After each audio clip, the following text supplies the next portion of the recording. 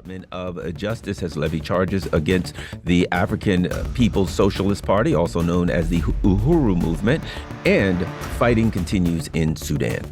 Joining us now to discuss these subjects and more, we have Dr. Gerald Horne. He's a professor of history at the University of Houston in Texas. He's also an author, a historian, and a researcher. Dr. Horne, welcome back to the Critical Hour. Thank you for inviting me.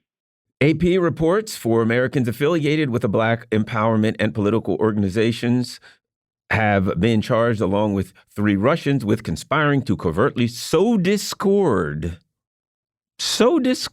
in U.S. society, spreading Russian propaganda, and interfere illegally in U.S. elections, according to an indictment unsealed today. Well, for one thing, they got that wrong. 3 of them were affiliated with the Uhuru movement, and the other one was an organization called the Black Hammer out of, I believe, Atlanta. But at any rate, this is quite alarming. Dr. Horne, your thoughts? It is alarming indeed. In fact, I would hope that the NAACP Legal Defense Fund, NAACP, the American Civil Liberties Union, and others who we depend on at fraught moments like this would leap to the defense of these defendants. Because what's happening is that the U.S. authorities obviously are still operating upon a playbook from the 1950s, when it was thought that Black Americans in particular would be satisfied and somnolent, but for so-called outside agitators, quote unquote, who were, quote, sowing discord, unquote. We all know, too, that there is a particular hysteria right now about Russia in light of the events in Ukraine, and also in light of the apparent de facto alliance between Russia and China, and particularly China, since the rise of this country accomplishes a kind of trifecta. That is to say, it's in the passing lane, it's an Asian nation in the passing lane, and it's an Asian nation governed by a Communist Party in the passing lane. That is bound to sound alarm bells on both Washington and Wall Street. And I think that the African People's Socialist Party is being served up as a victim of this hysteria, not unlike the victimizing that has taken place with regard to Black Americans over the decades. Think of what happened when Dr. Martin Luther King Jr. Was supposedly straying from his lane to come out against the war in Indochina, or when Paul Robeson raised doubts in 1949 as to whether Black Americans would wage war or join in a war against the then Soviet Union. We all know what happened to both of these Black men. And once again, history is repeating itself. And once again, I would hope that all fair-minded groups and individuals would rally to the defense of these beleaguered defendants. And this is something that's quite upsetting. Let me read this one paragraph. Much of the alleged cooperation involved support for Russia's invasion of Ukraine. Well, we're not at war. I mean, if there's 2 countries at war right now, if Eritrea and Ethiopia were at war, they wouldn't charge you for picking one or the other. But let me read on. Yashatala, who's the Chairman Yashatala, the leader of the Uhuru movement, African People's Socialist Party, held a news conference in which he said the African People's Socialist Party calls for unity with Russia in its defensive war in Ukraine against the world colonial powers. He also called for the independence of the Russian-occupied Donetsk region in eastern Ukraine. It doesn't matter if you support those particular beliefs or not. That's constitutionally protected speech. And it's a very dangerous state of affairs when someone simply says, hey, you know, I just think that these people are being put upon and have a right to defend themselves. And all of a sudden, you are charged with a crime? Dr. Horne. Well, what Chairman O'Malley is being accused of, one can hear regularly on many radio stations in the United States of America. In fact, you can hear it on television stations as well.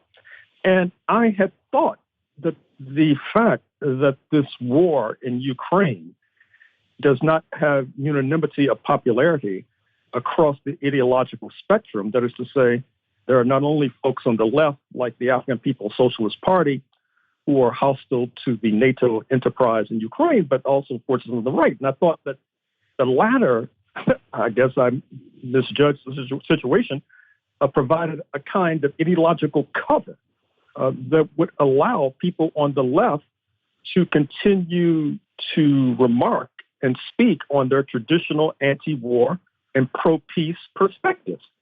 I guess I was wrong. And what that obviously leads to is the inference that Chairman O'Malley and his comrades may be next in line to be bludgeoned and pulverized and penalized, but they will not be the last, if history is any guide, which is one of the reasons why, once again, I urge the civil rights and civil liberties communities to rally to their defense. Yeah, I'm with you 100%. This is quite alarming. It takes us to the next article that I did want to touch base on. This is important. Fighting continues in Sudan hours after a ceasefire was to begin. It was to begin. We did have a guest on yesterday who's covered Africa who said he definitely felt that the filthy hand of colonialism and imperialism was in the midst of this. But your thoughts on the fighting in Sudan? Well, speaking of your latter point, we must be on guard for any interference by U.S. imperialism in this fraught situation.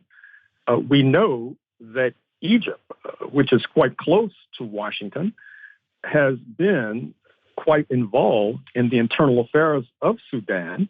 That is to say that for decades, as you likely know, Egypt was administering Sudan and was not necessarily enthused, at least some were not necessarily in Cairo enthused when Sudan attained independence in the mid-1950s.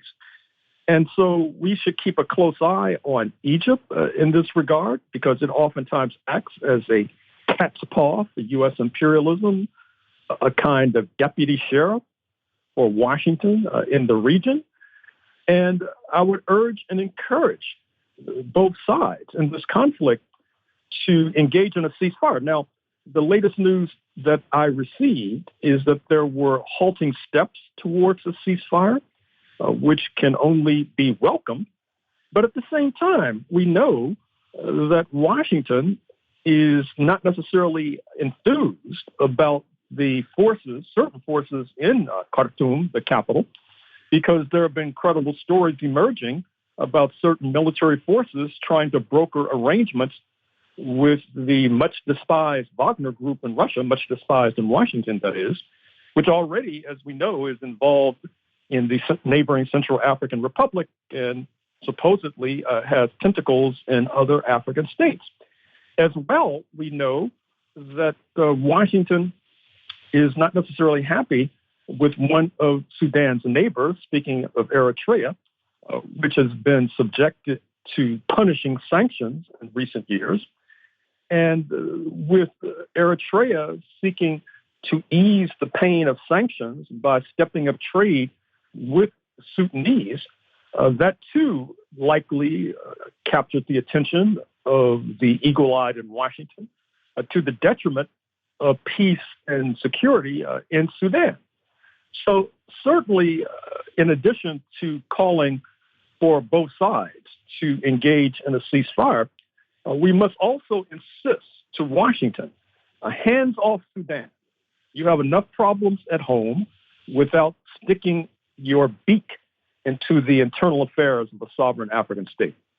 That being said, you had the war, the U.S. backed TPLF war in Ethiopia, which fell short, thankfully, in my opinion. Sanctions were imposed on Eritrea, sanctions were imposed on Ethiopia, but after the war ended, the sanctions were kept on Eritrea. It's been excluded from the SWIFT system. And your thoughts on they continued Eritrea being their big problem is that they tend to be independent and they don't want an AFRICOM base. Your thoughts on Eritrea? Well, recall that a few decades ago, when the forces in Eritrea were fighting to secede from Ethiopia, Washington was not necessarily displeased because Washington was not favorable towards the DERG, the left-leaning regime in Addis Ababa, headed by Mengistu Haile Mariam, now in exile in Harare, Zimbabwe.